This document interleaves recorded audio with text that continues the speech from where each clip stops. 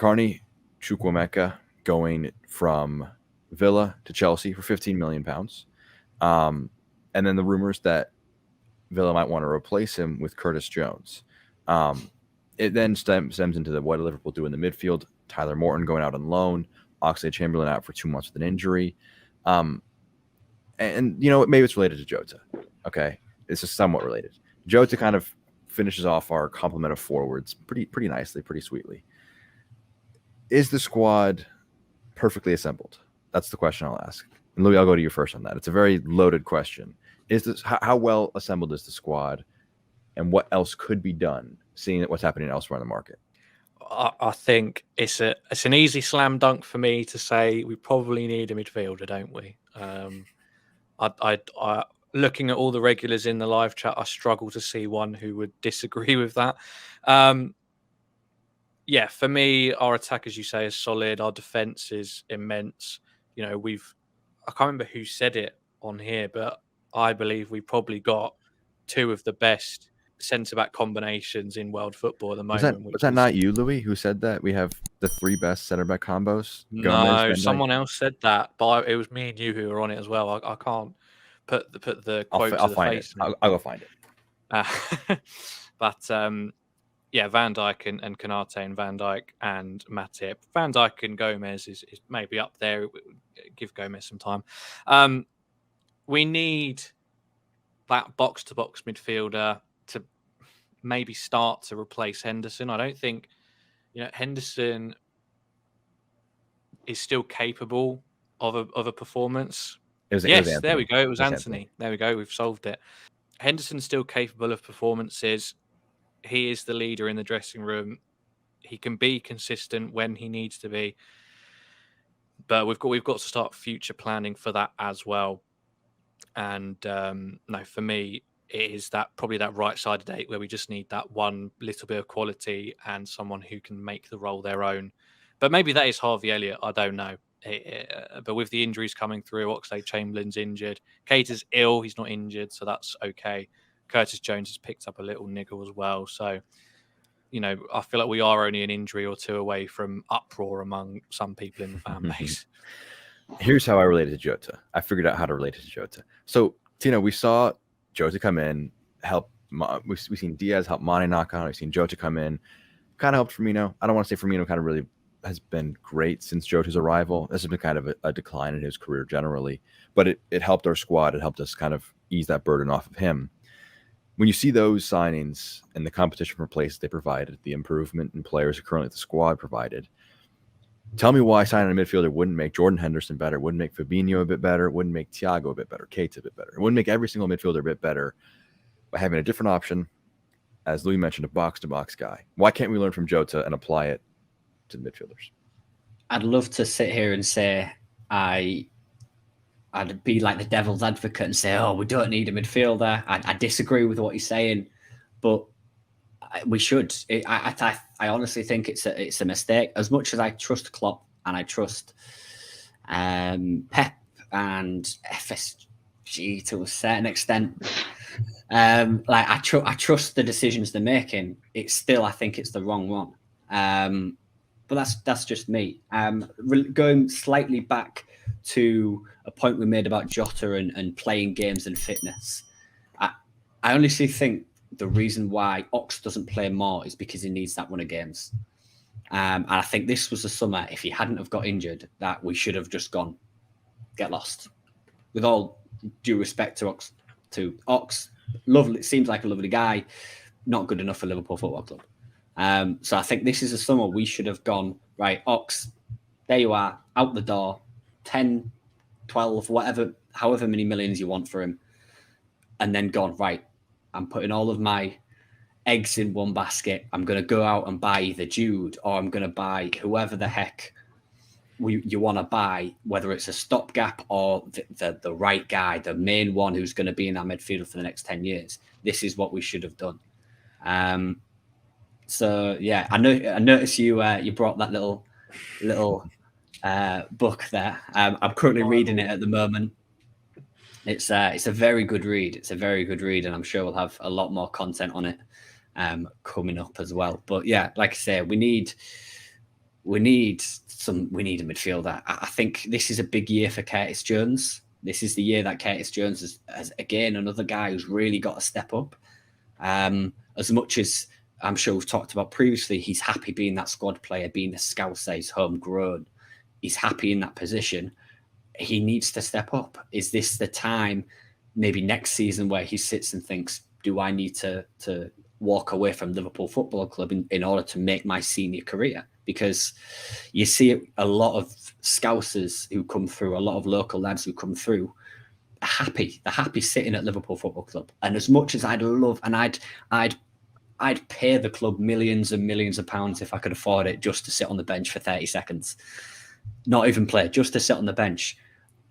But when you're in that position, you need to sit there and think, and take a step back and think about this rationally. Do I need to leave Liverpool Football Club in order to have a successful playing time and have more games? And I think next season is the year that Curtis Jones might need to ask him. It's very interesting, the squad building. And again, Jay, I'm figuring out another way to relate this to Jota, the midfield dilemma. It seems like the squad building is so good, but we always kind of just go one step short.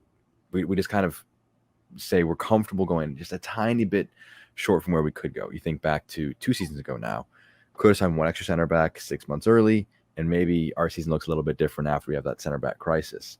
Midfielder, maybe we signed one last season, maybe the year looks a little bit different. We kind of have always gone one short, and again, we've challenged for titles, we've won a lot of titles, so it's not like we failed, Jay, but you look at how well we've managed kind of the forward rotation with Jota now signing a new deal, going to be able to push Nunez, Diaz, Salah in different ways.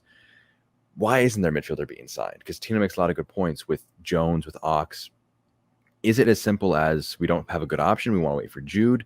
Or do you think that it's just a belief in Elliott? Or do you have a different theory altogether on why we're making this midfield choice? I think you're right with parts of that. Is I think what we do sometimes is we fail to capitalise on what we've achieved.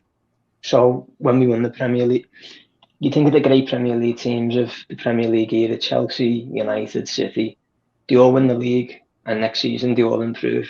They all sign players to stay at that level and to keep everyone else on their toes. I think that's where we fall short sometimes. When we won the Champions League, we should have probably brought 1 or 2 players in that can go straight into the side, or at least fight to go straight in the side. And then same with the Premier League. You touched on the situation we had at centre-half the other year. That was ridiculous. We should never have been able to get in that position where we had to bring through Reece Williams and Long Kabak and sign a player who only done the museum tour, never actually played a minute of football.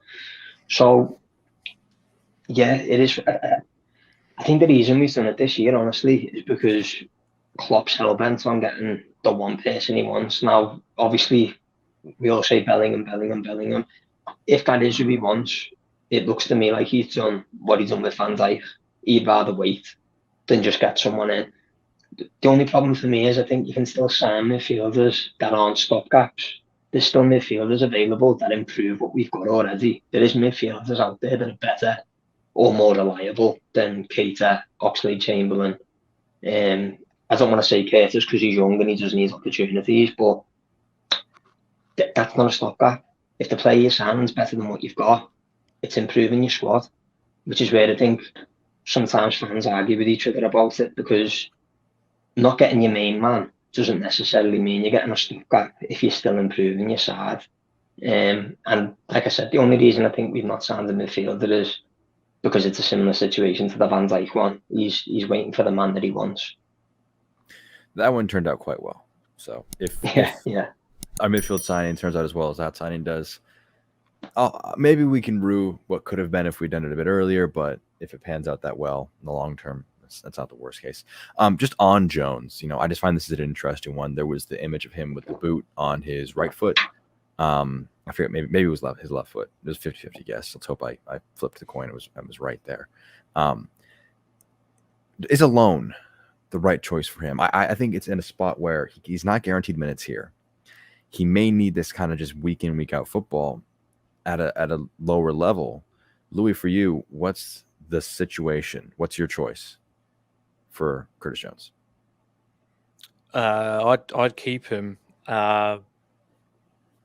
we are in all 4 competitions again. There's going to be plenty of minutes about. It's obviously not the best outlook to have, but as a player who doesn't get as many minutes, injuries can be your best mate. A couple of injuries here and there, and Jones is suddenly second, third choice midfielder and fills one of those positions. So that won't be at the top of his head, obviously, but it's a realistic way of looking at it. I think he's still young, so maybe a loan could be helpful to him. Where he would go, I don't think they'd want to send him to a championship club. I don't think they would. They want him to go to the Prem, but then which Premier League club is he going to go to that isn't on the back foot most of the game? And therefore, that's completely unlike how we play. So it would hinder his development more than we think it might improve it. So I think his best bet is to stick around here and continue to fight. I mean, I think a lot of people's tepidness towards Jones is that they don't, and I don't necessarily either, know exactly what he is or what Klopp is trying to mould him into. There's clearly a plan there. And I think, Jones, Elliott, Oxlade-Chamberlain at the moment probably are backup midfielders as it stands right now. They're all very different I think, if we went around the 4 of us and described each of them, I think we'd all probably describe them relatively differently, like that none of them offer the exact same thing or do the exact same job currently. So I think that's important to keep around, and I feel like we need to have some more patience with Curtis Jones. I think he's getting a bad rap, and it's getting into that territory where people are waiting for him to make a mistake. People are now coming to the conclusion, and anything he does wrong is going to feed into that, rather than thinking, oh, he's actually played well, made a couple of mistakes here and there, and that's that. Similar to like Henderson's performance in the Community Shield. Some people think he did really, really well. Others think he was crap. Off the top of my head, I can think of 1 or 2 misplaced passes which made him look like a bit of a tit. You go into a game expecting Henderson to be bad. You see them, and you've been proved correct. But football is a 90-minute game, and I'm sure he did other things in that game which were very good as well. So this is not me saying we don't need a new midfielder. I'm just saying the options we've got currently, there's still time for them to prove themselves. But for the here and now, maybe we do need someone to come in and just really make it their own. I don't know. That's what I mean. I'm so indecisive. I can't give you an answer. It's a tough situation. It's really kind of a balancing act.